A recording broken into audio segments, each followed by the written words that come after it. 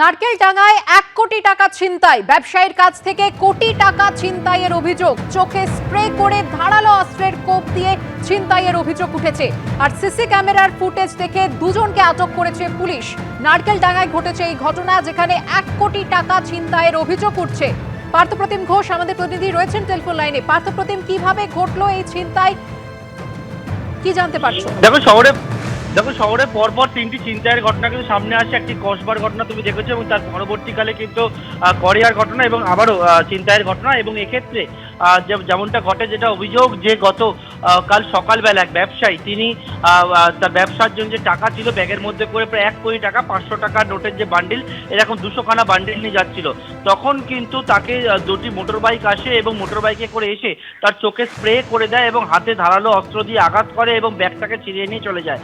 এই গোটা ঘটনার পর আহত অবস্থায়, রক্তাক্ত অবস্থায় ব্যবসায়ী পুলিশের দ্বারস্থ হয়। পুলিশ গোটা তদন্তে নামে। একদিকে নারকেলডাঙ্গা থানার পুলিশ, পাশাপাশি তুমি জানো যে ইতিমধ্যে লালবাজার ডাকাতি দমন শাখা তারা কিন্তু যৌথভাবে তল্লাশিতে নামে, এবং এই তল্লাশিতে নেমে তারা বিভিন্ন জায়গায় সিসি ক্যামেরা ফুটেজ দেখে দুজনকে আটক করেছে। এবং যেমনটা জানা যাচ্ছে, ব্যবসায়ীকে তারা অনুসরণ করছিল এবং এই যে ছিনতাইয়ের ঘটনা, তারা কিন্তু ট্রিপার হিসাবে কাজ করেছিল এবং তাদেরকে জিজ্ঞাসাবাদ করে গোটা ঘটনা কিনারা করতে চাইছেন বর্তমানে তদন্তকারী আধিকারিকরা।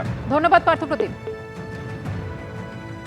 কলকাতায় ব্যবসায়ীকে ছুরি মেরে 1 কোটি টাকা ছিনতাইয়ের অভিযোগ অনুযায়ী শনিবার সকালে স্থানীয় এক ব্যবসায়ী ইফতিকার আহমেদ খান, তিনি যখন ব্যবসার কাজে যাচ্ছিলেন তখন হঠাৎই তার উপর চড়াও হয় দুষ্কৃতীরা। দুটি মোটরসাইকেলে এসেছিল দুষ্কৃতীরা এবং তারপর হঠাৎই তার উপর স্প্রে করা হয়। চোখে দেখতে যখন অসুবিধা হচ্ছে তখন তার ব্যাগ ছিনিয়ে নেওয়া হয়।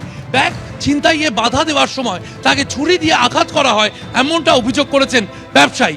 এই অভিযোগ নিয়ে নারকেলডাঙ্গা থানায় আসেন সেই ব্যবসায়ী ইফতিকার আহমেদ খান।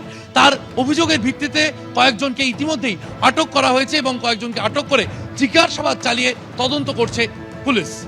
ক্যামেরায় রোজারিওর সঙ্গে শিবাশিস মৌলিক, এবিপি আনন্দ, কলকাতা।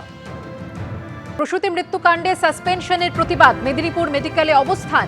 মেদিনীপুর মেডিকেলে জুনিয়র ডাক্তারদের অবস্থান। অধ্যক্ষের অফিসের সামনে গতকাল রাত থেকে তাদের এই অবস্থান চলছে। প্রসূতি মৃত্যুকাণ্ডে সাসপেন্ড করা হয়েছে 7 জুনিয়র ডাক্তার সহ 13 জন চিকিৎসককে। আমরা অবস্থান বিক্ষোভ জানাচ্ছি, তার কারণ আমাদের 7 জন কোপিজিটি এগেইনস্টে সাসপেনশন অর্ডার এসেছে। এতকাল মানে 16 তারিখ এয়ারে যে বার্তা মাননীয় মুখ্যমন্ত্রী দিয়েছিলেন মহাশয়া, তাতে ছিল 6 জনের নাম ছিল। সেই সাসপেনশন অর্ডার তারপরে আমাদের হাতে এসে পৌঁছয়নি। কাল দুপুরবেলা শুধু সেই 6 জন নয়, তার সঙ্গে আরো একজন, টোটাল 7 জনের সাসপেনশন অর্ডার হাতে এসে পৌঁছয়। তো আমরা সেই সাসপেনশন পুনর্বিবেচনা এবং অবিলম্বে প্রত্যাহারের দাবি জানিয়ে অবস্থান বিক্ষোভ করছি।